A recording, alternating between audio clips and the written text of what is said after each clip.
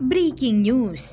Good news overload mga kababayan. Pangulong Bongbong Marcos, viral ngayong araw matapos pirmahan ang hindi lang isa, kundi 2 batas na siguradong magpapabago ng buhay ng maraming Pilipino. Yes mga kababayan, tama, 2 batas in just one day. Ito pa mga kababayan, dahil pinatawag ni Pbbm sa palasyo ang lahat ng matataas na opisyal ng ating bansa para nga dito sa long overdue na proyekto. Kaya naman wag na natin itong patagalin pa. Samahan niyo ko at sabay-sabay nating alamin ang mga maiinit na balita sa araw na ito.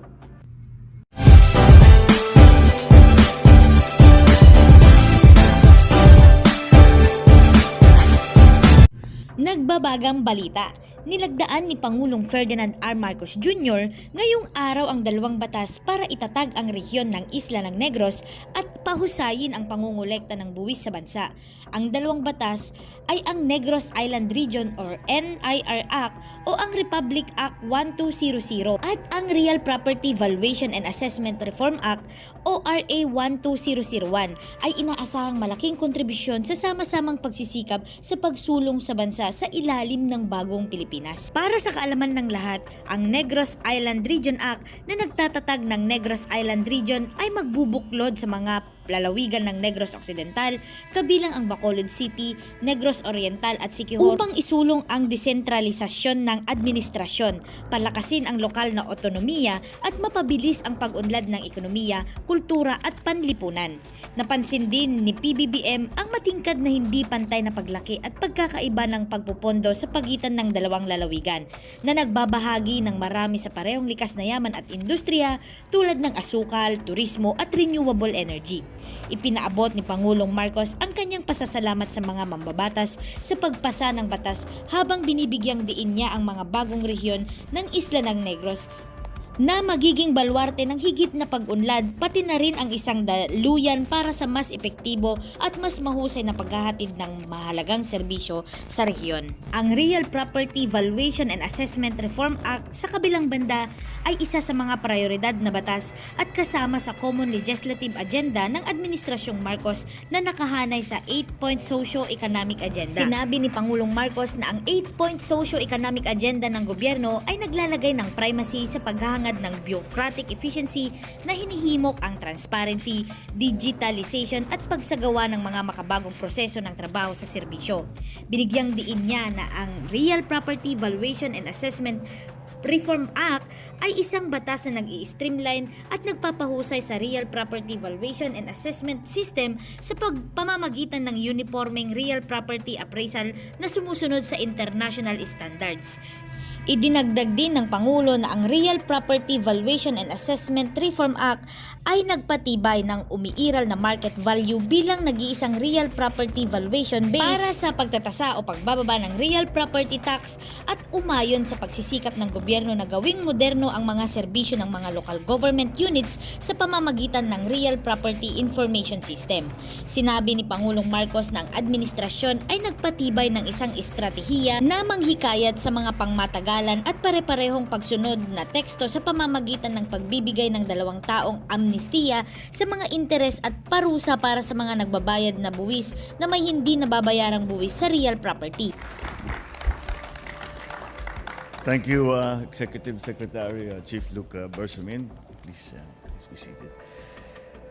Senate President Chis Escudero and the other members of the Senate who have joined us here today.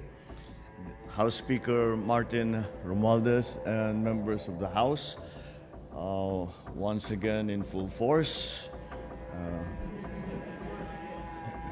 The House is gaining a reputation for traveling in very large packs. The members of the cabinet that are here present, local government officials, especially those from the new Negros region, fellow workers in government, other distinguished guests, ladies and gentlemen, good afternoon. I'm happy to be here in your company today because we confirm our collective earnestness in driving the nation forward. Today we sign into law 2 bills. The Negros Island Region Act of the or the NIR Act, and the Real Property Valuation and Assessment Reform Act. These move us closer to attaining the vision of a resilient and a progressive and newer Philippines. First, we have the NIR Act, the law establishing the Negros Island region. This will not only unify the provinces of Negros Occidental, including the city of Bacolod, Negros Oriental, and now Siquijor. This union is long overdue and makes very practical sense, especially in the Negros Island, where people are located on one island but are governed under separate administrative regions.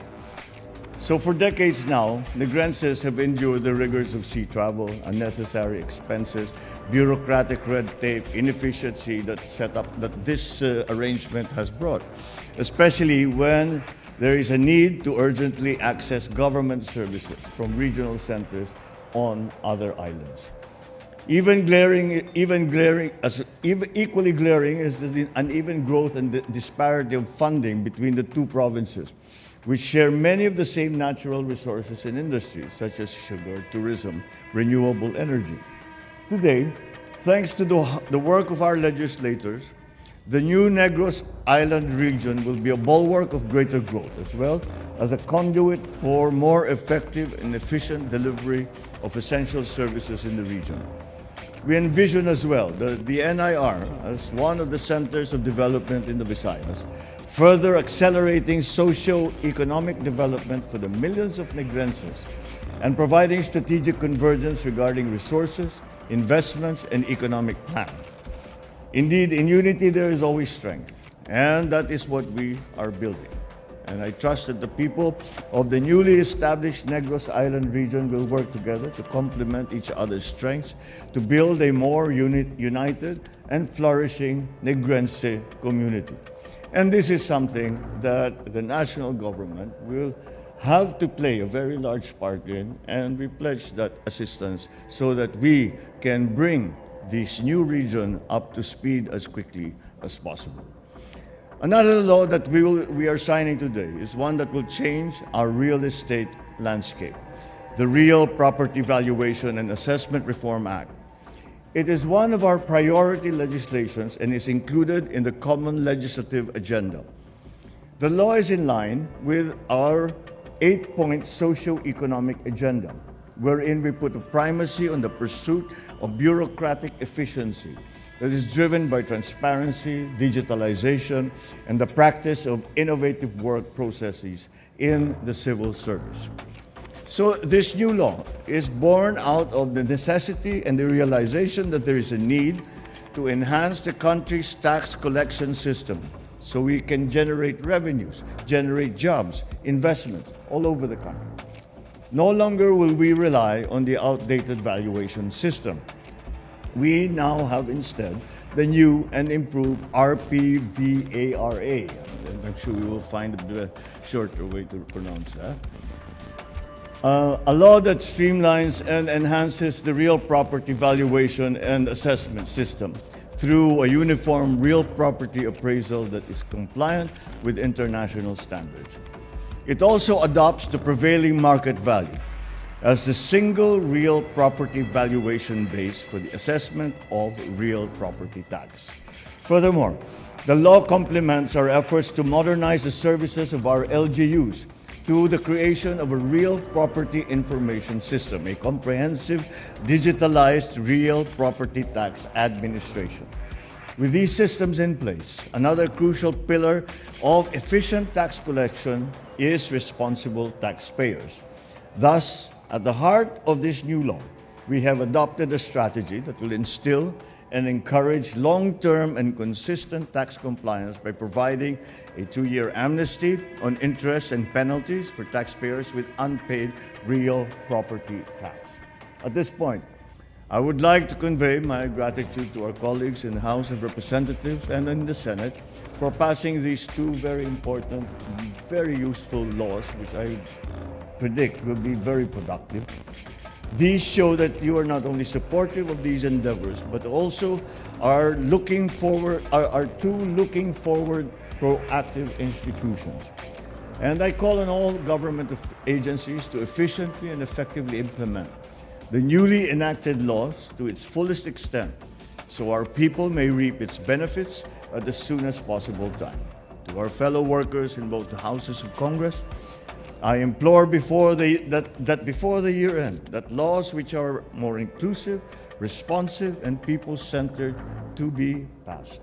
And we are deep in discussion about that. Our people are eagerly awaiting the passage of the 17 priority bills certified by LEDAC, which we will be discussing very, very soon, which, if passed and enacted, will steer our national development and improve the conditions of our fellow countrymen. So let's continue to collaborate and work closely on these matters. With the vision of the new Philippines and the cooperation of every bagong Pilipino, I'm confident we will achieve inclusive growth, a resilient society, and a globally competitive economy. Mabuhay! Bagong Pilipinas, mabuhay kayong lahat. Maraming salamat po at magandang hapon po sa inyo.